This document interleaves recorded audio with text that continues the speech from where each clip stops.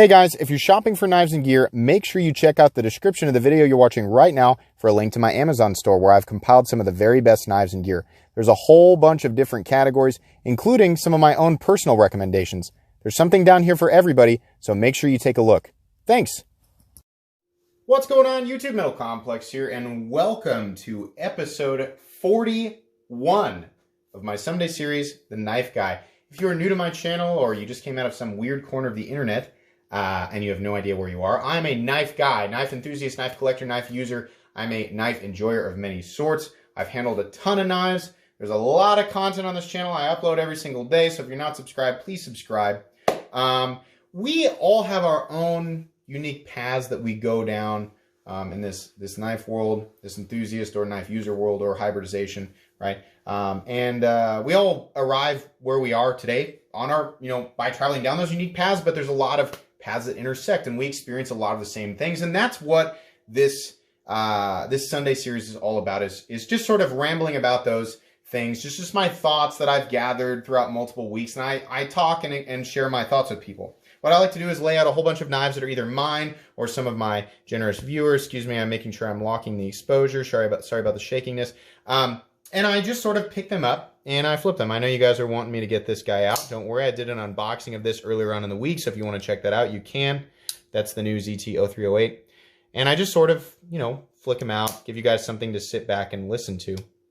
Some of the knives have been reviewed on the channel and some of them have not, so feel free to check and see which ones they are. Or you can ask in the comment section if there's one you're interested in knowing the name of, and I'll try to respond.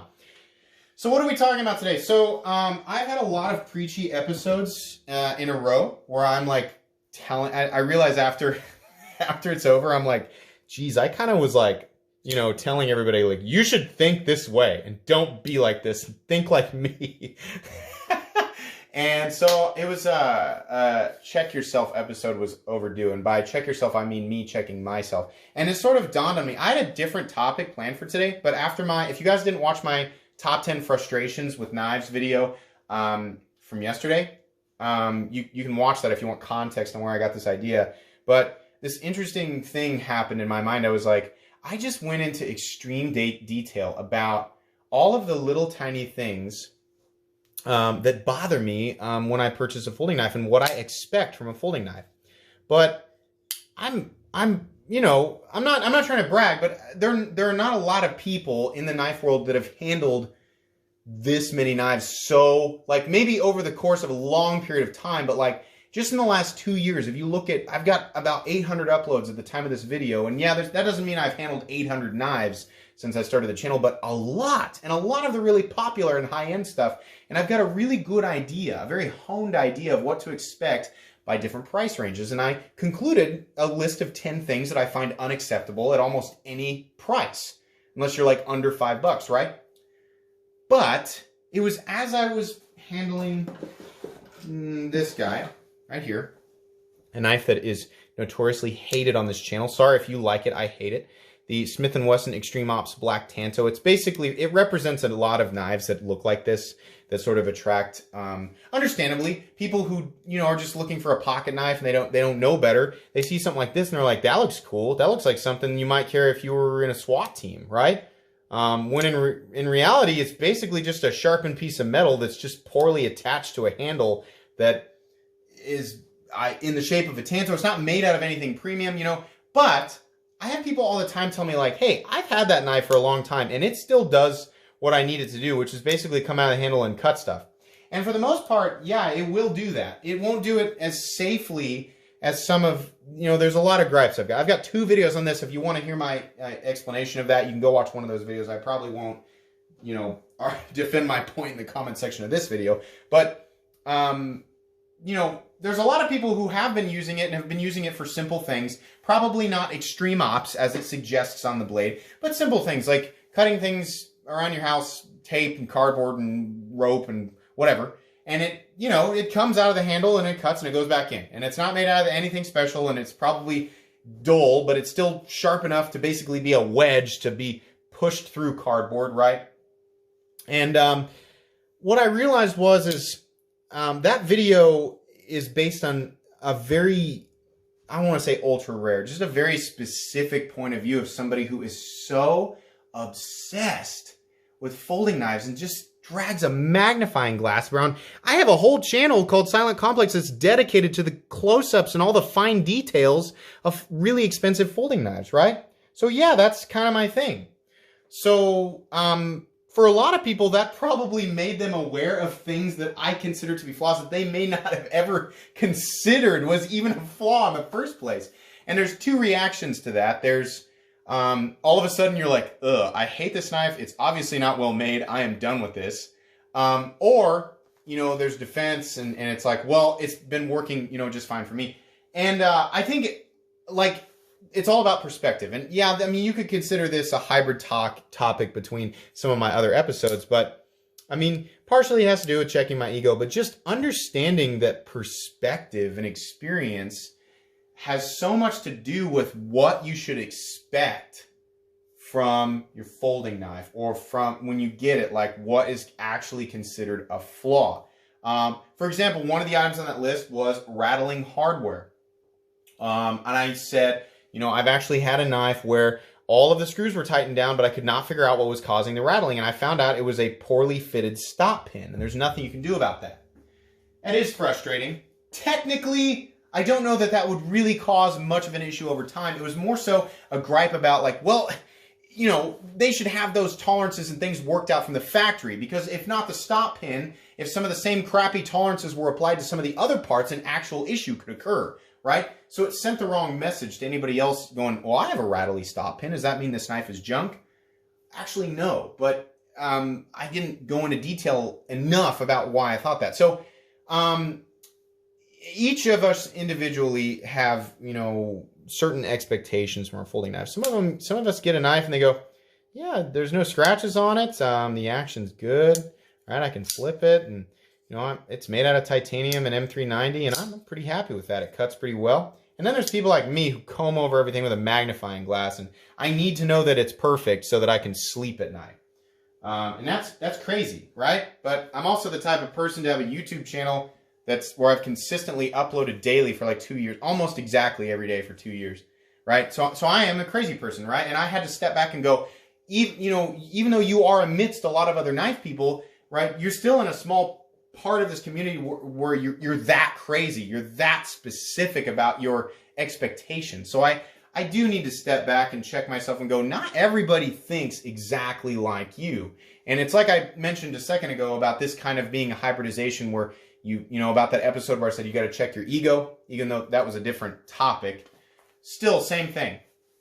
Yeah, we have to understand, all of us need to understand that our expectations are not universal law, right? Some people expect inlays on a knife that costs, and I don't know, I'm just using an example. Knives that cost $150 or higher, anytime they have an inlay, like a carbon fiber inlay, it should be absolutely flush. Now, in my opinion, I mean, I can handle a slight variance, right? I mean, a lot of these knives have tolerances within 1/1000th of an inch. Some people claim they can feel that. I don't know that I could. In my mind, you know, absolutely seamless transitions between materials or inlays, right? That, to me, is a little more exclusive to a higher price range. But some people might expect, you know, where's my... Here, here's a great example, actually. The Off-Grid Scorpion. I love this knife, and I've been talking about it a lot. And it's got a beautiful construction, and it's got awesome inlays. It doesn't have any wonkiness in the gaps, and I can just barely feel the transition between titanium and carbon fiber. If I could not feel it at all, would that mean that the knife, you know, gained me some sort of utilitarian benefit? No. But I had somebody tell me in the comments section that I should essentially I should raise the bar for my expectations on a knife of this price range, and that no knife in this price range should have a transition between materials that you could feel. And I thought, I don't agree with that at all. I think that's a little bit ridiculous. And in my head, I was like, well, I don't even have to consider that person's point of view, because my point of view is correct, obviously, because it came out of my mind. And it wasn't until I did yesterday's episode that I was like, oh, no, actually, that's wrong. I can't tell people exactly how to think. I can suggest how people should think or what to expect in a certain price range. But I can't tell people that they're wrong. It's one of my, anybody watching this, if you've ever felt like maybe I've snapped at you in the comments section, this is the only time that it'll bother me.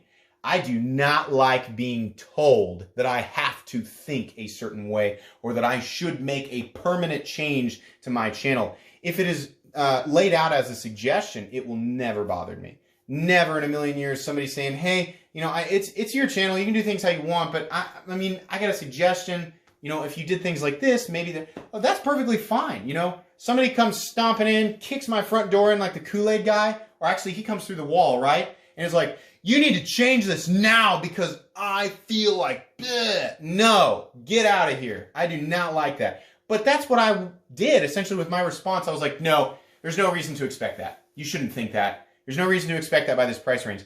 I can't tell him that because maybe his or her, I don't know if it was a guy or a girl, his or her experience with that price range, maybe what they expect, the type of knives that they buy, maybe they actually do have a good reason to expect that that should be there. That's not my experience. That's not normally what I advise.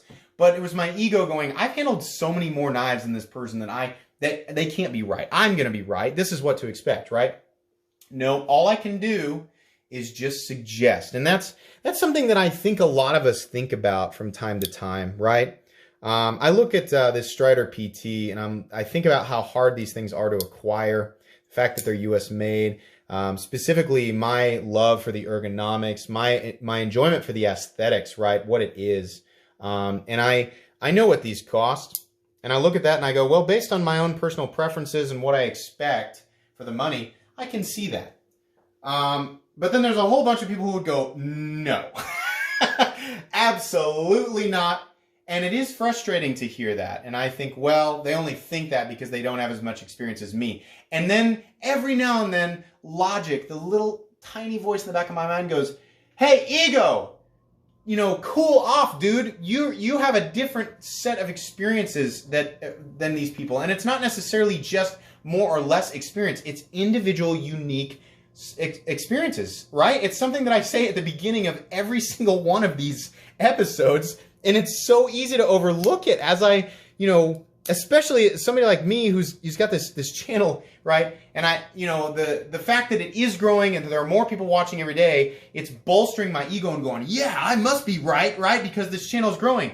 But I have to step back and go, well, it's probably growing with people that agree with you specifically, but there's probably a whole bunch more people who are watching your channel and going, no, I don't agree with this guy, so I'm not going to subscribe to it, you know? So I have to be aware of that. I have to be aware that at best, the only thing I can do is advise people and suggest, right?